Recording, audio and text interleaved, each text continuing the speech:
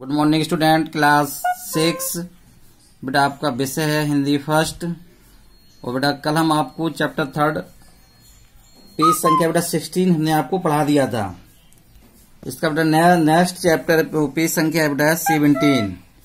तो बेटा देखें इसका चैप्टर 17 के जो पेज, इसका देखो जो स्टार्ट कर रहे हैं यहां से सब बेटा ध्यान दीजिए। 17 वर्ष की उम्र में जब वे अपने माता पिता के घर को छोड़कर आनंद भवन की झलकती दुनिया में आईं, तो उनको क्या मालूम था कि किस लंबे और दुख भरे मार्ग पर चलना होगा। इस वक्त मेरे दादाजी की वकालत खूब चल रही थी। वे प्रांत के सबसे बड़े आदमियों में गिने जाते थे। बड़े दिमाग और बड़े दिल के आदमी थे।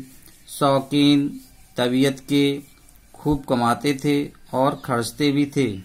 हमारा घर हमेशा मेहमानों से भरा रहता।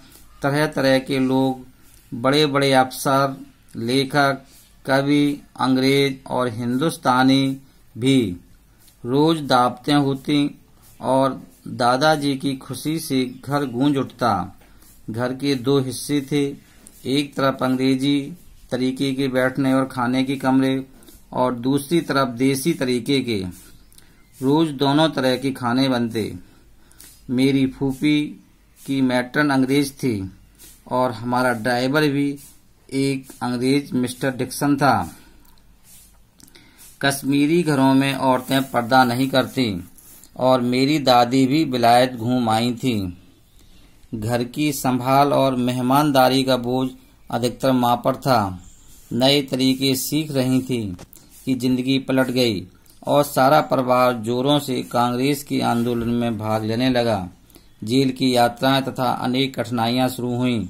अपने उत्साह और हिम्मत से उन्होंने गांधी जी पर अवश्य कुछ असर डाला होगा, क्योंकि गांधी जी ने खास तौर पर स्त्रियों को पुकारा कि वे भी बाहर निकलें और काम का बोझ उठाने में अपने भाइयों की सहायता करें।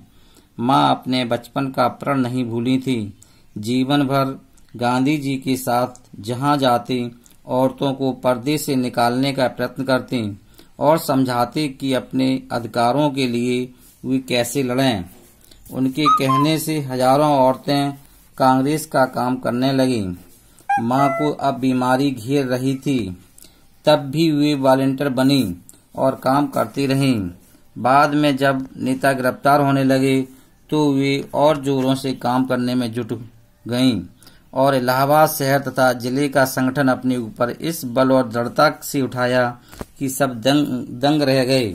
चारों ओर से उनकी योग्यता की प्रशंसा हुई।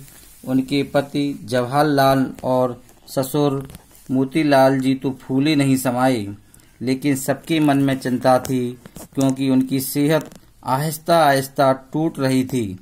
सब जो आया है आहिस्ता आहिस्ता, इसका मतलब धीरे धीरे। वे किसी की भी नहीं सुनती थी।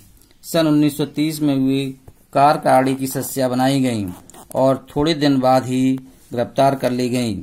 गिरफ्तारी की खबर रात को ही मिल गई थी। हम लोग रात भर जागते रहे। ऐसे मौके पर भी उनको दूसरों का ही ख्याल आता। जो भी काम अधूरे रह गए थे उन्हें पूरा करने की कोशिश की, ताकि उनके जाने के बाद किसी को कठिनाई न हो। कहते हैं जब दुख और पीड़ा इंसान पर पड़ती है तभी उसका चेहरा दिखाई देता है।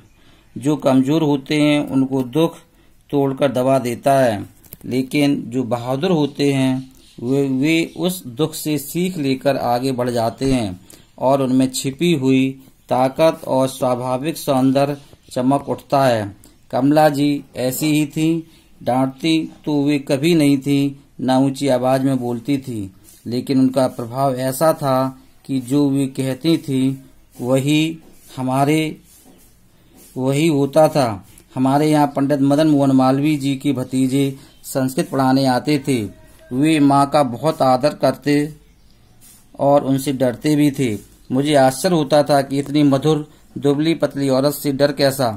पंडित जी कहते, अरे तुम्हें नहीं मालूम, वे बड़ी शक्ति की देवी हैं, जो चाहे कर सकती हैं। ठीक बेटा, इसके आगे आपको कल पढ़ाएंगे।